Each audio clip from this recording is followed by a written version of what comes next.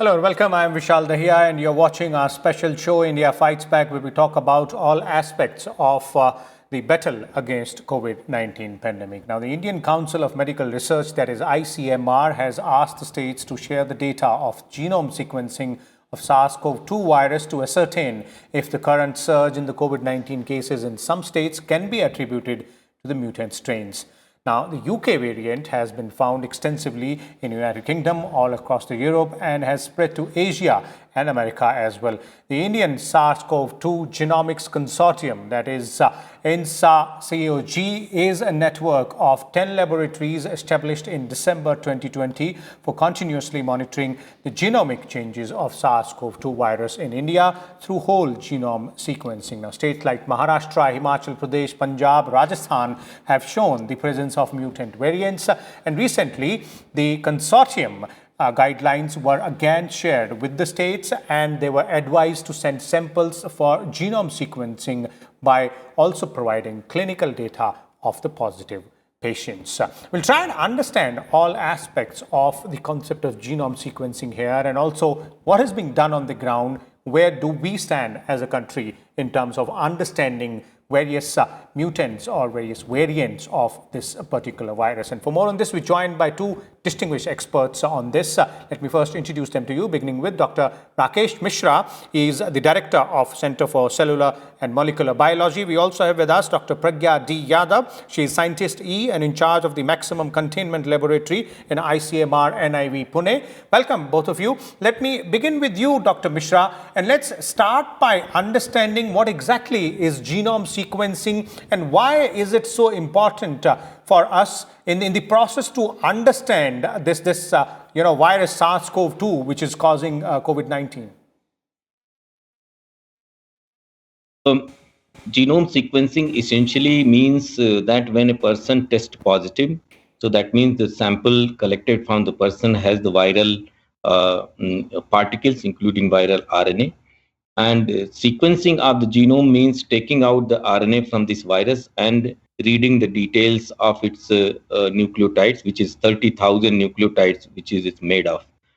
And so virus being notorious for the mutations, it continuously keeps changing, and which is in a way good for us to track the virus, because we can actually connect the relatedness of other patients' isolates and see that who has transmitted to whom, or if there is a particular mutation in the virus which is becoming more and more prevalent compared to others. So it serves several purposes. It tells us which path virus is following, if there is particular variant, particular mutant which is more successful than others, so it's slowly occupying more space in the infected population. And thirdly, if a particular variant is associated with more severe symptoms, so we can correlate with that, and then we can have a strategy based on that. So genome sequencing essentially tells the secrets of the virus, which we can connect with this epidemiology, its clinical symptoms, and if there is any influence on vaccine or anything, so on. So essentially, it's biology. Many things we get to know by genome sequencing. Okay, that's pretty much basic understanding of what exactly is genome sequencing. Now, Dr. Pragya, where do we stand in terms of bringing this aspect into practice, that is using genome sequencing to understand much better the SARS-CoV-2 virus? How many samples have been worked upon, and then what all kind of variants have we learned about so far? So thank you so much for invitation. As sir has explained the importance of genome sequencing, and in prior to this pandemic, there were certain institutes like NIV, ICGBI, and CCMB Hyderabad. They have the capacity to sequence the genome, and we all working in a different field. Someone is working on host, parasite relations, some is on virology. But a pandemic, when it started last year, everybody started in their own capacity, like CCMB, IGBIV, and NIV. We were working independently to sequence the genomes, and we released actually a few of the genomes. And ICMR took a lead with the help of VRDL network, and we were doing monthly sequencing from all the states. And the first set of the data is also made available in August to the government. Similarly, DBT was also working on different genome sequences. But as soon as this UK variant started coming and importation started, and a huge number of the country reported the UK variant, there was a lead fell in India that we are doing less sequencing. Initial phase, you remember when everybody was asking for the diagnosis, India is diagnosis less, and we become self-sufficient to cater the enough sufficient diagnosis. And then once these variants started rolling in different countries, then as a country we started worrying if we are doing less sequencing, and what if these mutants enter in our country and we cannot detect, we cannot understand what is going on. So this INSACOG, which was framed in December, as you already mentioned, including the 10 centers, including the important institutions of the country, DBT, DST, CSIR, ICMR, and we came together covering all four geographical regions of the country to do the sequencing together so that we can have a cohesive data accumulated together at one center code, and that can help in not only doing the tracing of this virus, but also understanding the clustering of the cases, new emerging new variants, and also if needed, we can go and do with the help of IDSP network, we can do active tracing, and also the control measures should be in the place. So far as the data which was released from INSACOG together sequencing all the sequences, we have done around 13,000 sequences, and we have detected 1,109 samples with UK variant, 79 samples with South African variant, and 1 sample with Brazil P1 variant. But with this, so we have also detected P2 variant and many other variant under investigation, which is being going on. So I think this effort has been very fruitful, and the data is quite good. And total number of 1,189 BOCs has been detected in our country from the foreign national, and it has been reported to the country. Okay. So this effort is actually being progressive, and every lab is trying to do more and more sequences to help each other and bring all the data together for country's perspective. Okay, 1,189 is indeed a huge number when we talk about, testing these samples testing positive for various variants of SARS-CoV-2. But Dr. Mishra, if we have to understand the key variants which we've been able to identify so far, and then how are they responsible for the overall infection, if we are looking at, and how much do we know about them in terms of they're being deadly to a particular extent or more infectious to an extent? How are we trying to look at? If you could tell us about few key variants there. So variants are always generated on a continuous basis from the virus, because the virus mutates very efficiently. And we start to notice the variants. When you are referring to variants, you are actually referring to what is called VOC, the various variants of concern. Because we see that they are increasing in the community, and there are more and more number of people are getting infected by a particular variant, so they become variants of concern. So currently there are 3-4 variants of concern. One is the UK variant, which was identified in UK and which was spreading very fast in UK. And in India, it has been noticed. All the travelers from abroad are tested, and a lot of them actually are positive ones are seen to have UK variant. But they have been quarantined, and the spread of UK variant in many states is not that bad, except in few states like in Punjab, it is in very large numbers. So which means that people from UK have visited Punjab and they have interacted with many other people without proper quarantine, and they have spread the virus.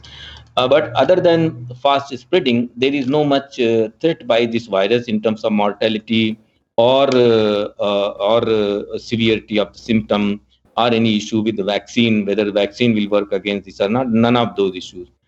The other variants are South Africa variant, which again is a much smaller number and is largely in the travelers and very few in the community. So that is also not a matter of concern. And the third one, which probably is more dangerous, is the Brazil, which we have seen only one so far, and I assume it has been contained and there is no issue with that.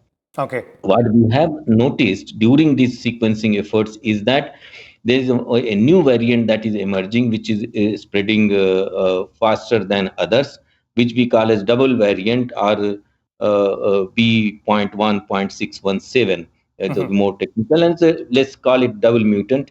And this is the one which is having a stronger foothold in states of Maharashtra, and now probably it is gaining more foothold in West Bengal and few other states. In fact, it is present in several states, but very small number. Like in Telangana or Andhra Pradesh, it's about 2-3% of the cases. So again, this is a variant. It came to notice because it was slowly spreading. Although first case of this is October 2020, but now it is becoming more prominent because there are a couple of mutations that this variant has. They are a little bit of a concern because they are in the region which are very important for the virus. It indicates that it may be avoiding or escaping the immune system to some degree, and it may be binding to the receptor on the epithelial cells in which they target in our respiratory system. So so that is why we need to be very watchful and contain this as much as possible, and at the same time see if this any of these concerns I just mentioned are valid or not. For this purpose, there is a way to do it, and Okay. that is to culture the virus in the labs. Okay. And Okay. I understand. Yes, please. Yes, please, Dr. Mishra. Yes. Yeah. So, as I understand, a couple of labs in the country are culturing. NIV must be culturing, I understand, and RCB or THSTI in near Delhi, and CCMB is culturing multiple isolates. In fact, we are culturing most of the variants that have been found, UK variant or earlier this 440. And so, but double variant is of more concern. So we are testing it if this variant is. So if you grow in the culture, then we put the serum from the vaccinated person or from the person who have been infected earlier, the serum from that person. If that serum is able to block the virus, then we can say that it is not dangerous, but it will not cause it will not infect people who have recovered ones, and it will not infect people who have been vaccinated. So those studies are in going on. While I want to just mention 2-3 things because lots of things we are talking about the variants. So Indeed. one is that so far we are not seeing a lot of reinfections, so which indicates that this is not going to be a problem for the vaccine because it is maintaining it is respecting the immunity generated by first round of infection. So vaccine is also likely to work, but we will know in few days from now. And we are also seeing that the symptoms and mortalities are not very different from earlier. So that means it is not a very dangerous variant as we would have thought. And the most important point I would like to say is that we are going through a huge surge of infections. But remember that these variants total add up to maybe 20% or something of this kind in the, which means 80, 70, 80% of the infection are not because of the new variants. So virus So is one that's the factor. original virus you're saying. Yeah. So yeah, that is so the so any variant around, it is people who are taking it from one person to other. So human behavior is the key factor, the most dominating factor for the spread of the wave. It is not, of course, virus is there. Otherwise, we'll not be even talking about it. But why we see a particular variant increasing over other is because it's more efficient than other variants that are around. So that's why Okay. it becomes more. But to reach one person to other, you need people to be irresponsible. Then only a virus can reach. Virus cannot travel. It's not a bullet. It doesn't go through water. It doesn't go through mosquitoes. It's not like that.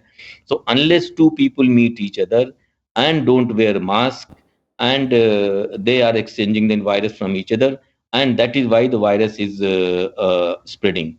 Indeed. So yeah, go Indeed, ahead. lowering our guard down with respect to the COVID appropriate behavior is the main reason behind that, as you're pointing out, Dr. Mishra. Let me also bring in Dr. Pragya here. Dr. Pragya, your views there on this, double mutant B.1.617, which is also commonly known as Indian double mutant out there.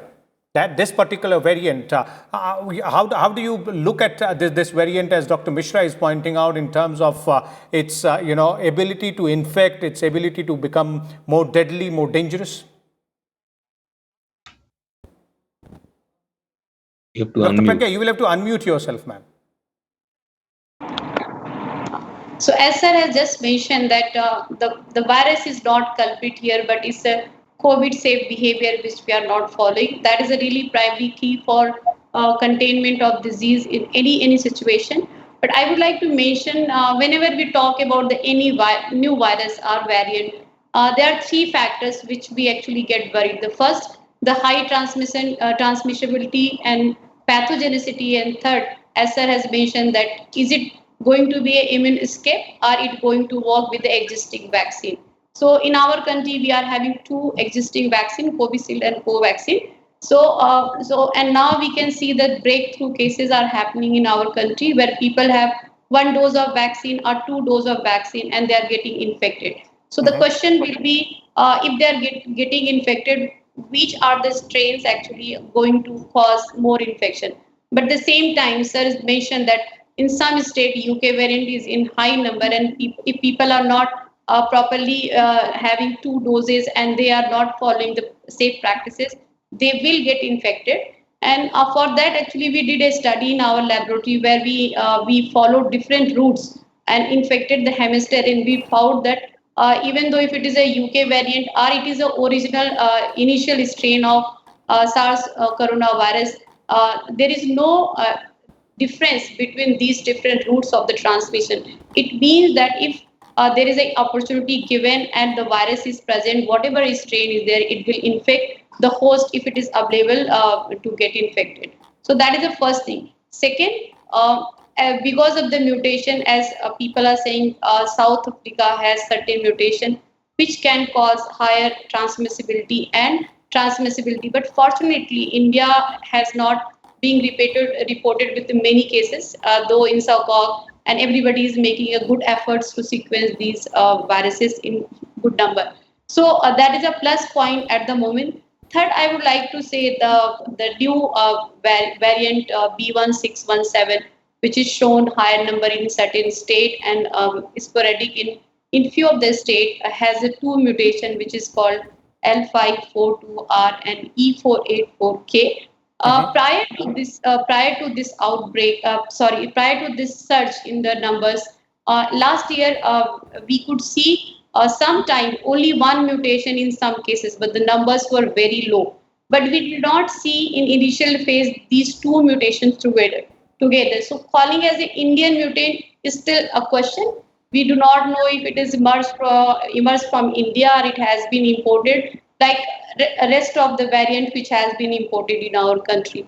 So that investigation, I think, need to be done. If it is imported and slowly established because of the high chain of the transmission, or it is being Indian origin because of the transmission from one person to another person. So that has to be actually a little bit research needed to prove that. That's why, yes, that's what I think at the moment. Okay, indeed, that is one point which will further be clarified once more, research is done on that aspect. But one more question here, Dr. Pragya, is that, again, an advisory has been issued by the government to the states to go ahead and share the data with genome sequencing with these 10 laboratories which are part of this consortium there. How are we doing in terms of gathering the data, collecting more data, more samples? Because the more we do, the more we'll get to know about this particular virus and few more variants there as well. So in the initial phase, when in December this INSACOG initiated, in beginning it was, I think, a little bit problem of getting the samples to different centers, maintaining the cold chain, getting the right sample, because if it doesn't have the good quality of the virus present in the sample, you cannot get a good coverage of genome. Not only that, in the initial phase, even few of the institute has issues with putting all the data together, is format. So it took some time, but I think now we are very well set and everybody is on board, and we are doing very well as a country together with different organizations. Okay, okay. Dr. Mishra, your views there on, how are we doing vis-a-vis genome sequencing so far in terms of our capabilities and the kind of, data which is being collected, which is being sent by the states as well. And what are, you spoke about, both of you spoke about several, variants of concern which we have been able to learn about and notice, and the way they might or might not behave in the, vis-a-vis the vaccine or reinfection. So how do you see the importance of this aspect, genome sequencing, in this battle against COVID pandemic? This is going to be a very, very important aspect of a fight against this pandemic, because as we said multiple contexts, that this gives us the understanding of what changes in the virus is leading to what kind of features, whether infectivity or clinical features and so on. This is true that end of last year, even the beginning, we had beginning of this year, we have been sequencing much less viral. In fact, many things were reduced in terms of our alertness because the cases were going down and so on. But when new variants emerged and this decision was taken that now 5% of the new cases should be sequenced, since then, 5% is one thing, but we need to sequence not the 5% from a city or a locality. This has to be for the entire country, because virus doesn't mutate only in a local, it can mutate anywhere. So Yes. idea is to collect 5% of all the new samples on a periodic basis, once in a week or twice a week, and keep monitoring from all geographical locations to see that if new variants are emerging anywhere or not. This is a huge task for a country of this size. And the 10 labs doing this is a bit of a challenge of logistics to get the samples on a regular basis with certain cold chain conditions, so that we can isolate the RNA and do the genome sequencing. So that has been put in more or less in place. We have tremendous capacity. We can sequence actually even more than 5%. That is not an issue. The issue is of logistic, which is being largely been addressed, and financial aspects have been addressed. So we are in place. Other than that, where we have done successfully is that all the people, international travelers, have been tested, and all the positive samples have been sequenced, and most of the, in fact, POCs have been identifying those. And we should now also focus on patient samples which have a different kind of mortality or different kind of features and so on, to see if there is any variant which is causing this kind of thing, so we can have our diagnostic little more enhanced. And we know that what kind of strategic change that we have to take. And if there is a sudden burst of cases in one region, that should be checked if it is because of a new variant or because of just because of the human behavior and so on. So actually, genome sequencing gives us a very important and handy tool in addressing various aspects of this. And I think we are now well equipped and well positioned to carry on this kind of analysis. Data sharing and all, once we see the data comes in several formats. Okay. So the issue comes that you have to put in one format so that one pipeline can read all those things have been sorted out. Then it becomes very easy. In fact, data is just sent by email and it reaches in few seconds and you can assemble it together. 2-3 places is being done. And we also deposit data to international site like GSAT, where it's very, very important to share the data with the international community, because then it puts in perspective what else is happening, and if there is any mutation known somewhere else which have been assigned with certain features and so on. Okay. So those things are coming in place, and hopefully we will not be surprised in future that suddenly something comes, because now we are keeping close watch on how the virus is changing its various features. Okay. Okay, that indeed is a good news there. Thank you so much for sharing those inputs, Dr. Rakesh Mishra and Dr. Pragya Yadav as well.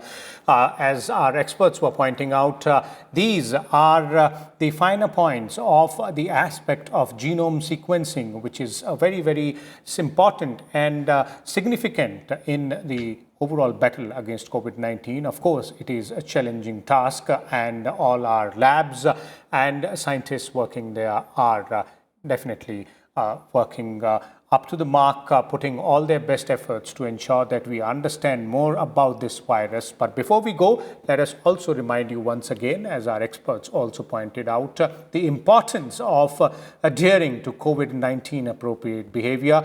It is really important, and it is just a simple three-step process. First is you have to wear your mask at all times when you are in public places or interacting with somebody else. Also, ensure that you wash your hands regularly. Hand hygiene is equally important, and so is maintaining physical distance from others of at least 6 feet. These three simple steps will go a long way in keeping you, your near and dear ones, and everybody else in the society and the country safe and secure from COVID-19 infection. We'll come back again. Till then, keep watching and stay safe and adhere to COVID-19 appropriate behavior. Thank you.